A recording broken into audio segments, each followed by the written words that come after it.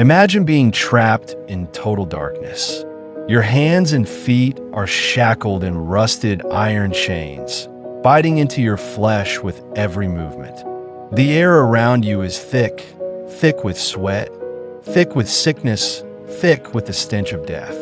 You're crammed into a wooden hull with dozens of others, all of you packed like cargo, unable to move, barely able to breathe. The only sounds are the waves crashing against the ship, the occasional creak of the wooden boards, and the quiet, defeated sobs of those around you. You don't know where you are. You don't know where you're going. But you do know one thing. Your life is no longer your own. Now, imagine that after weeks of suffering, the ship finally reaches land. Your captors think they've won. They believe they've broken you. But you and your people make a choice so absolute, so chilling, that it leaves behind a legend that will haunt those shores for centuries. This is the story of Igbo Landing, a story of defiance, a story of the ultimate act of rebellion, a story so terrifying that to this day, people say the spirits of those who made that choice still roam the waters. But before we get to that moment, the moment where history changed forever, you need to understand who these people were and why they refused to let their fate be written for them. Part 1. The capture of West Africa in the 18th and early 19th centuries was a land of powerful kingdoms, bustling trade routes, and deeply rooted cultures. Among these cultures were the Igbo people, a fiercely independent ethnic group for what is now southeastern Nigeria.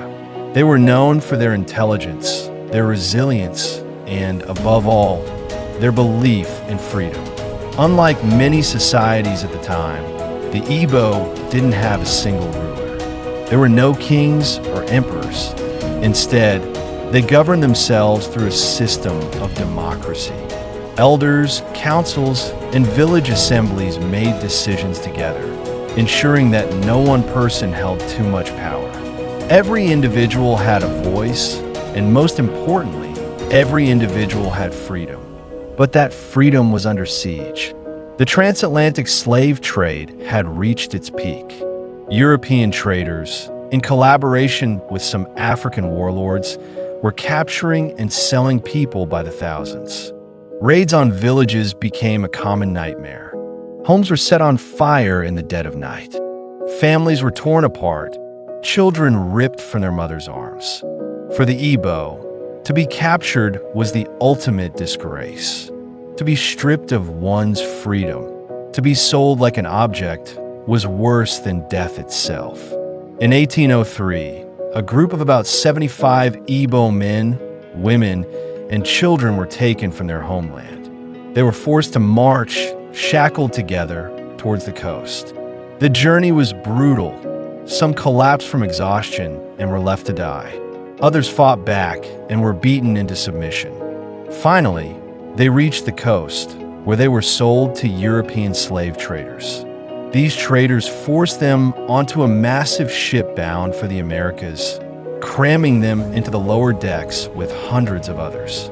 The conditions were unimaginable. The heat was suffocating. Disease spread like wildfire. Those who died were simply tossed into the ocean, their bodies sinking into the depths, forgotten. Or so their captors thought. Those who survived the harrowing Middle Passage arrived in Savannah, Georgia, where they were put up for auction. Wealthy plantation owners inspected them like livestock, poking and prodding, determining their value based on their strength, their age, and their ability to work the fields. Among those watching was a man named John Coeur, a wealthy landowner, and his business partner, Thomas Spaulding. They were there to purchase workers for their massive rice plantations on St. Simon's Island. What they didn't know was that the people they had just bought weren't ordinary captives. These were Igbo. These were warriors. And they were about to do something that would shake history. Part 2. The rebellion at SA1's Coeur and Spaulding had made their purchase. The Igbo captives were loaded onto a small cargo vessel, the schooner York. which was supposed to take them to St. Simon's Island, their final destination. The ship's captain, Thomas Foster, expected a simple, routine transfer. After all, his cargo was shackled and exhausted. What could they possibly do? What Foster and his men didn't realize was that the Igbo had been watching, listening, waiting. We don't know exactly how they did it. Maybe they had secretly loosened their chains over time. Maybe they worked together, using sheer numbers to overpower their captors. But what we do know is this. Somewhere between Savannah and St. Simon's Island, the Igbo people rose up. The moment the opportunity came, they acted. Chaos erupted. They attacked the crew with their bare hands, using anything they could as weapons. The ship rocked violently as bodies slammed against the wooden boards. The crew fought back, but they were outnumbered. One by one, they fell. Some were thrown overboard. Others were beaten and left unconscious. Within minutes, the Igbo had taken control of the ship. They were free, but their freedom came with a terrible realization. They were in a foreign land. There was nowhere to run, no home to return to. And even though they had overpowered their captors, they knew more would come. They faced a choice. They could surrender, allow themselves to be captured again, and live the rest of their lives in bondage. Or they could take control of their fate.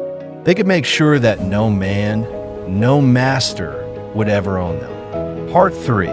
The chilling chant the ship ran aground in the shallow waters of Dunbar Creek on St. Simon's Island.